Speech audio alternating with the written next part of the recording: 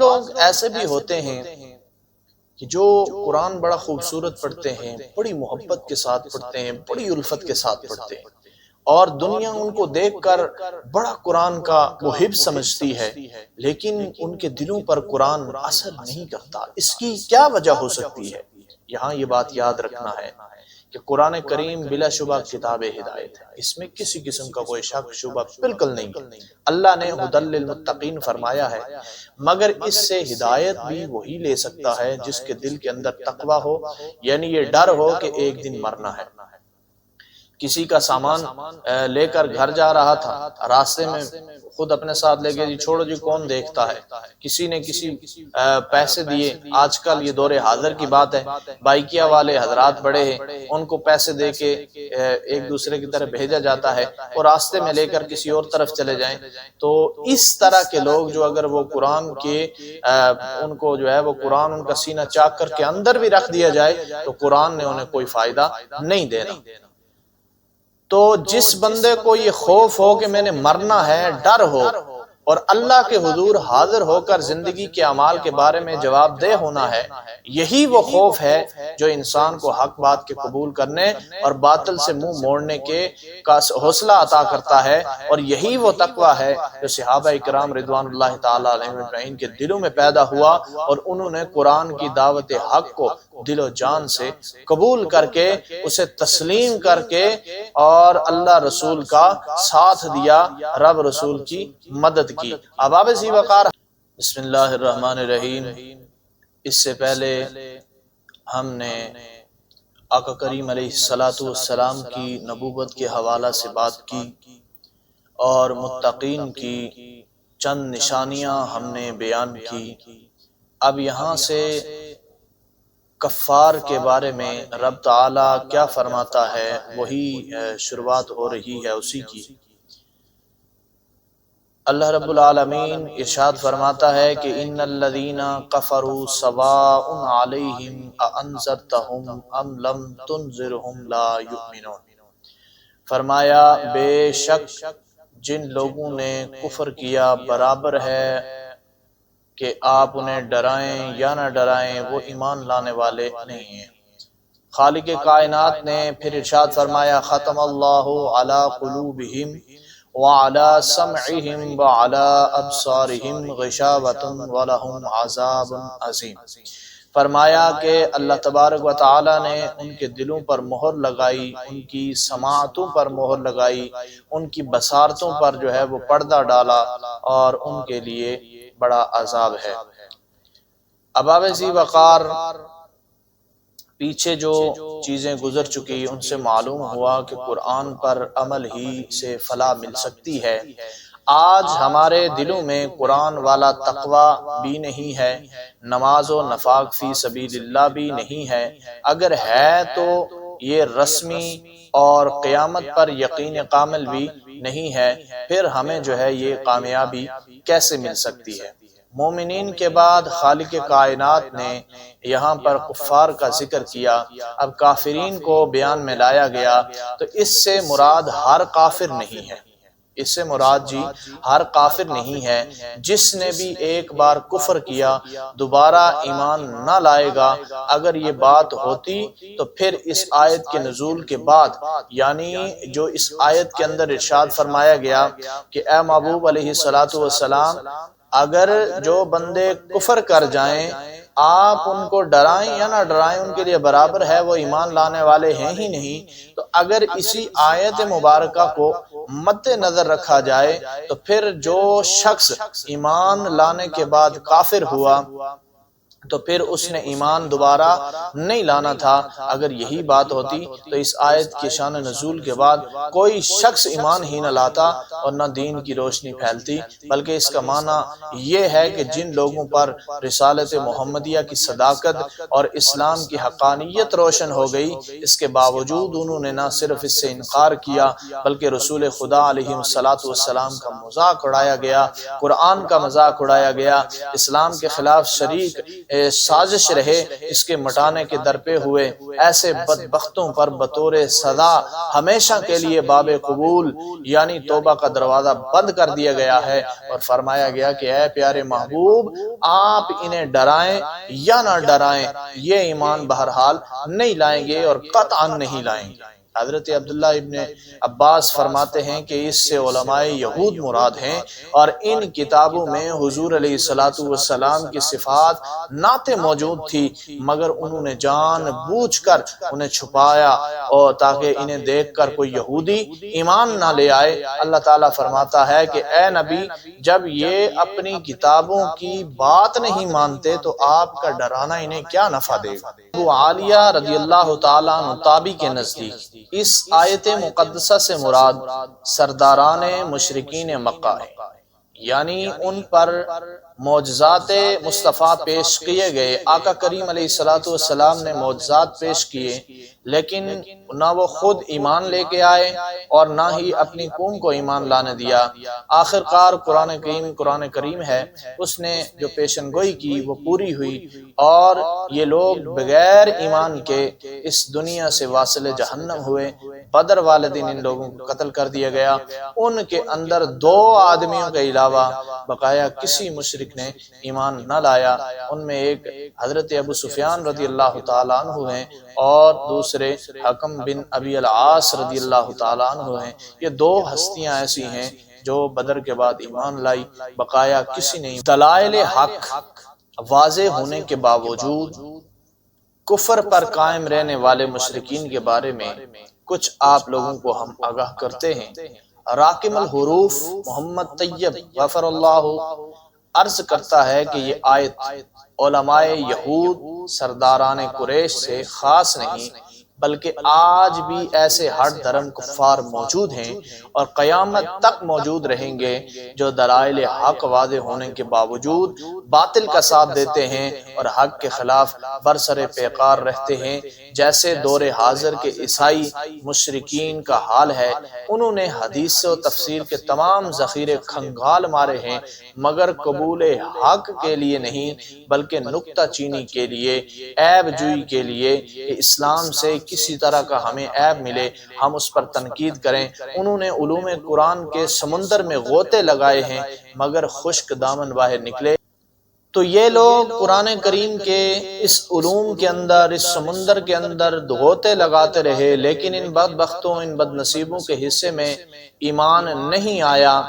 اور پھر یہ بغیر ایمان کے لوٹ آئے۔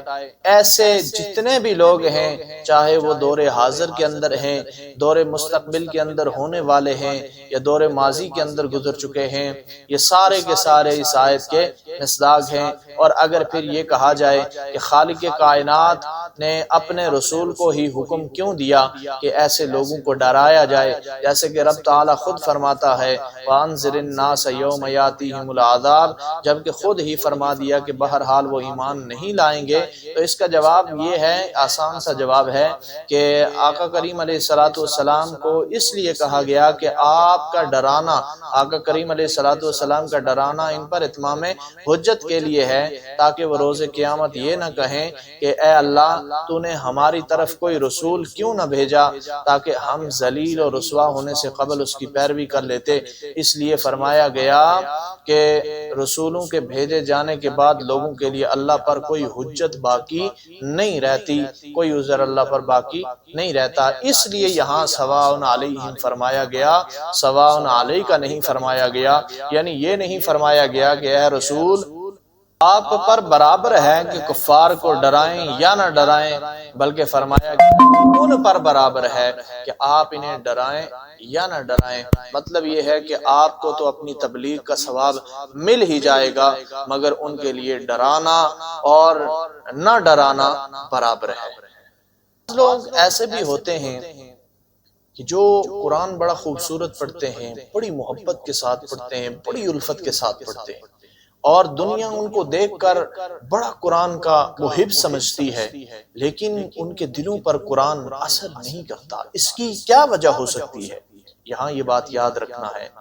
کہ قرآن کریم بلا شبہ کتاب ہدایت ہے، اس میں کسی قسم کا کوئی شک شبہ بالکل نہیں۔ اللہ نے ھدی للمتقین فرمایا ہے، مگر اس سے ہدایت بھی وہی لے سکتا ہے جس کے دل کے اندر تقوی ہو، یعنی یہ ڈر ہو کہ ایک دن مرنا ہے۔ کسی کا سامان لے کر گھر جا رہا تھا، راستے میں خود اپنے ساتھ لے کے جی چھوڑو جی کون دیکھتا ہے، کسی نے کسی پیسے دیے، آج کل یہ دور حاضر کی بات ہے، بائکیا والے حضرات بڑے ہیں، ان کو پیسے دے کے ایک دوسرے کی طرف بھیجا جاتا ہے اور راستے میں لے کر کسی اور طرف چلے جائیں۔ تو اس طرح کے لوگ جو اگر وہ قرآن کے ان کو جو ہے وہ قرآن ان کا سینہ چاک کر کے اندر بھی رکھ دیا جائے تو قرآن نے انہیں کوئی فائدہ نہیں دینا۔ تو جس بندے کو یہ خوف ہو کہ میں نے مرنا ہے، ڈر ہو، اور اللہ کے حضور حاضر ہو کر زندگی کے اعمال کے بارے میں جواب دہ ہونا ہے، یہی وہ خوف ہے جو انسان کو حق بات کے قبول کرنے اور باطل سے منہ موڑنے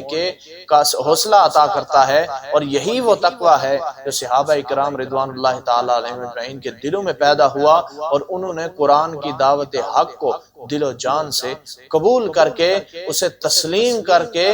اور اللہ رسول کا ساتھ دیا، رب رسول کی مدد کی۔ اباب ذی وقار حضرت عمر رضی اللہ تعالیٰ عنہ رسول اکرم صلی اللہ علیہ وسلم کو شہید کرنے کی غرض سے گھر سے نکلے، مگر جب قرآن کریم کی پکار ان کے کانوں میں پڑی، انہوں نے اپنی ہمشیرہ کی زبان سے قرآن کریم کی چند آیات سنی۔ چونکہ دل میں تقوی کا بیج موجود تھا، اس لیے اللہ تعالیٰ کے کلام مقدس کی چند آیات کی تلاوت نے ان کے دل کو، جو ان کے دل کی دنیا تھی، اس کو زیر اور زبر کر کے رکھ دیا۔ ان کی آنکھوں سے آنسو برسنے لگے۔ یوں ہی جب حبشہ میں شاہ نجاشی کے دربار میں قرآن کریم کی تلاوت کی گئی تو چونکہ ان کے دلوں میں تقوی موجزن تھا، اس لیے قرآن نے فوراً اپنا اثر دکھایا، ان کی آنکھوں سے آنسوں کی برسات شروع ہو گئی۔ مگر جو لوگ قرآن کو محض اس غرض سے پڑھتے ہیں کہ اس میں اعتراض نکال سکیں، اعتراض کا موقع نکال سکیں اور معاذ اللہ اسے جھوٹا ثابت کرنے کی کوشش کریں، تو ان کے دل کا جو ہے وہ ان کے دل کا اندر جو تقوی ہوتا ہے، اس تقوی کے نور سے ان کے دل خالی ہوتے ہیں اور قرآن مجید ان کے دلوں پر اثر نہیں کرتا۔ خواہ وہ سارا قرآن کئی بار، ایک بار نہیں، دو بار نہیں، تین بار نہیں، لاکھوں بار نہیں، بلکہ کروڑوں بار، اور میں تو یوں کہوں گا کہ ہر لمحے وہ قرآن کی تلاوت کریں، ایک لمحہ بھی ضائع نہ کریں، ان کے دلوں پر قرآن اثر نہیں کرے گا۔ ان کے کفر میں جب وہ قرآن پڑھیں گے قرآن کے اندر نکتہ چینی کرنے کے لیے، جب وہ قرآن پڑھیں گے قرآن سے عیب نکالنے کے لیے، تب ان کے دل کے اندر پردے بھی لگتے جائیں گے، ان کے کفر میں بھی اضافہ ہوتا جائے گا۔ اگر سوال کیا جائے کہ جب ان کے دلوں پر اللہ ہی نے مہر لگا دی، اللہ ہی نے جب ان کے دلوں پر مہر لگا دی، تو پھر ایمان نہ لانے میں ان کا کیا قصور ہے؟ تو اس کا جواب یہاں پر یہ ہے کہ اللہ تعالیٰ کی طرف سے مہر لگانے کی نسبت بیان نتیجہ کے طور پر ہے، ورنہ اس مہر کے لگنے کا سبب خود وہ کفار ہے، جس نے فرمایا کہ بل طبع اللہ علیہا بکفرہ، یعنی اللہ نے ان کے کفر کے سبب ان کے دلوں پر مہر لگائی ہے۔ مثال یوں ہے، ایک مریض کو ڈاکٹر کسی چیز سے پرہیز اور ایک دوائی کے استعمال کا حکم دیتا ہے، مگر مریض ڈاکٹر کے حکم کے برعکس چلتا ہے، تو آخر کار ایسی حالت ہو جاتی ہے کہ اس پر کوئی دوائی کسی قسم کی اثر نہیں کرتی، بلکہ الٹا اثر کرتی ہے۔ یعنی وہ اگر اسے کوئی بیماری ہے، وہ ڈاکٹر کی ہدایت کے مطابق، اسی لیے وہ جو ڈاکٹر دوائی دیتا ہے تو اس کے باہر لکھا ہوتا ہے کہ ڈاکٹر کی ہدایت کے مطابق استعمال کریں۔ جب انسان ڈاکٹر کی ہدایت سے ہٹ جاتا ہے تو پھر وہی دوائی جو اس کے لیے فائدے مند تھی اب اس کے لیے نقصان بن رہی ہے۔ ختم اللہ علی قلوبہم وعلی سمعہم وعلی ابصارہم غشاوۃ ولہم عذاب عظیم۔ یہاں پر جو خالق کائنات نے ہمیں پیچھے جو راستے بتائے تھے کہ پرہیزگاروں کے یہ راستے ہیں، ان پر چلو گے تو تم کامیاب ہو جاؤ گے، اب یہاں سے کفار کے راستے بتا رہا ہے۔ کفار کیا ہٹ درمیاں کرتے ہیں؟ فرمایا اگر یہ کام کرو گے پھر اللہ تمہاری سماعتوں پر بھی پردے ڈالے گا، اللہ تمہارے دلوں پر بھی مہریں لگائے گا، پھر تمہارے لیے دردناک عذاب ہے۔ تو ڈاکٹر جب دوائی دیتا ہے بندے کو تو اس کے باہر لکھا ہوتا ہے کہ ڈاکٹر کی ہدایت کے مطابق استعمال کرے۔ اب جو اس کے برعکس جاتا ہے تو وہ اس کے لیے نقصان دہ ہوتی ہے۔ اس میں ڈاکٹر کا کوئی نقصان نہیں ہوتا، اس میں ڈاکٹر پر کوئی اعتراض نہیں کیا جا سکتا۔ یہی حال ان کفار کا ہے کہ اللہ تعالیٰ نے جو حکیم مطلق ہے انہیں قرآن مجید پر عمل کی دعا اور کفر سے پرہیز کی بتائی ہے، مگر انہوں نے اس کے برعکس چلنے کی ضد پکڑ لی۔ تب ان کی یہ حالت ہوئی کہ ان کے دلوں، ان کے کانوں، ان کی آنکھوں پر پردے ڈال دیے گئے اور ان کے دلوں پر ایک مہر لگا دی گئی۔ انہوں نے کام کرنا چھوڑ دیا۔ ان کے لیے پورا قرآن اور تمام معجزات محمدیہ بے اثر ہو گئے۔ اگر ان کے سامنے کوئی معجزہ دکھایا بھی جائے تو ان پر کسی معجزے نے اثر نہیں کرنا۔ اسی لیے یہ ہے کہ اللہ تعالیٰ نے فرمایا ختم اللہ علی قلوبہم وعلی سمعہم وعلی ابصارہم غشاوۃ، لہذا اس میں اللہ تعالیٰ کی طرف دلوں پر مہر لگانے کی نسبت محض بیان نتیجہ کے طور پر اللہ رب العالمین کسی پر بھی ظلم نہیں فرماتا۔ خالق کائنات نے دو راستے انسان کو بتا دیے، ایک سیدھا ہے اور ایک ٹیڑھا ہے۔ اب انسان سیدھے راستے پر چل کے ہدایت حاصل کرتا ہے یا پھر ادھر ادھر جانا چاہتا ہے، اس کے لیے راستے ہموار ہوتے جاتے ہیں، خواہ وہ ہدایت حاصل کرے یا پھر گمراہی کی طرف جائے۔ جیسے فرمایا گیا فَأَمَّا مَنْ أَعْطَىٰ وَاتَّقَىٰ وَصَدَّقَ بِالْحُسْنَىٰ فَسَنُيَسِّرُهُ لِلْيُسْرَىٰ وَأَمَّا مَنْ بَخِلَ وَاسْتَغْنَىٰ وَكَذَّبَ بِالْحُسْنَىٰ فَسَنُيَسِّرُهُ لِلْعُسْرَىٰ۔ چنانچہ بندہ جیسے کفر میں بڑھتا جاتا ہے اس کے دل میں ایک مہر لگ جاتی ہے، ایک کنجی آتی ہے، پھر وہ مہر اس قدر وہ نقطہ جو ہوتا ہے وہ زیادہ ہوتا ہے کہ پھر اس پر کوئی آیت اثر نہیں کرتی، کوئی حدیث اثر نہیں دکھاتی۔ جیسے فرمایا گیا فَلَمَّا زَاغَا أَزَاغَ اللَّهُ قُلُوبَهُمْ، کہ جب وہ ٹیڑھے چلتے ہیں تو اللہ نے ان کے دل ٹیڑھے کر دیے۔ تو یہ دل کا ٹیڑھا ہو جانا ہی وہ قلبی حال ہے جو مہر لگا جانے کے ساتھ تعبیر کیا گیا ہے۔ اللہ رب العالمین سے یہ خاص سجدوں میں گر کر دعائیں کریں، گڑ گڑائیں کہ یا اللہ ہم تو بڑے گناہگار ہیں، تو مالک بھی ہے، غفور بھی ہے، رحیم بھی ہے، حکمت والا بھی ہے، غالب حکمت والا ہے، 70 ماؤں سے زیادہ محبت و پیار کرنے والا ہے اپنے بندے سے۔ اے اللہ ہمیں ان کفار کے راستے سے بچانا جن کے دلوں پر تو نے مہریں لگائی، جن کی آنکھوں پر تو نے پردے ڈالے، جن کی بصارتوں پر تو نے پردے ڈالے، اور اے اللہ ہمیں ان کے ساتھ سے بچانا کہ جن کے لیے تو نے وہ دردناک عذاب تیار کر کے رکھا ہوا ہے۔ میرے دوستو آج بھی وقت ہے سدھر جاؤ، آج بھی وقت ہے سدھر جاؤ۔ یہ وقت ایک بار ہاتھ سے چلا جائے پھر یہ واپس نہیں آتا، جس طرح تیر کمان سے نکل جاتا ہے اس کا واپس لوٹنا مشکل ہے، اسی طرح جو لمحہ گزر گیا اس کا پیچھے آنا بڑا مشکل ہے، بہت مشکل نہیں بلکہ محال ہے، وہ نہیں آ سکتا۔ اس لیے خالق کائنات کے حضور گڑ گڑاؤ، اس سے معافیاں مانگو، اپنے گناہوں پر نادم ہو جاؤ۔ آج وقت ہے، آج سنور جاؤ، آج لے ان کی پناہ، آج مدد مانگ ان سے، کل نہ مانیں گے قیامت میں۔ اگر تو مان گیا، آج یہ دنیا ہے، آج آپ دنیا کے اندر موجود ہو، آج اسے غنیمت سمجھو، آج کی ان لمحات کو غنیمت سمجھو، اس سے پہلے کہ تمہیں موت آ جائے، تمہیں فرشتہ آ کر ساتھ لے جائے، رب کے حضور کھڑا کر دے، اور کل بروز قیامت رسول اکرم صلی اللہ علیہ وسلم کے سامنے اور اس مجمع کے سامنے اگر آج 10 بندے سامنے بیٹھے ہوں تو ہم شرمندہ ہو جاتے ہیں اگر ہمارے خلاف کوئی بات نکل آئے، تو پھر وہ جب ہزاروں کا مجمع نہیں، لاکھوں کا نہیں، بلکہ کئی کروڑوں کا مجمع اور ساری مخلوق جب اس مجمع کے اندر جمع ہوگی تو اس کے سامنے جب آپ شرمندہ ہوں تو اس سے بہتر ہے کہ آج ہی اپنے رب کو منا لو، آج اس رب کی مان لو، آج اس کی مان لو، کل قیامت والے دن وہ تمہاری مانے گا۔ آج وہ جس طرح کہتا ہے تم اس طرح کرو، کل جس طرح تم کہو گے رب تعالیٰ اتنا کریم ہے کہ وہ جس طرح تم کہو گے اسی طرح کر دے گا۔ اللہ تعالیٰ مجھے آپ سب کو عمل کی توفیق عطا فرمائے۔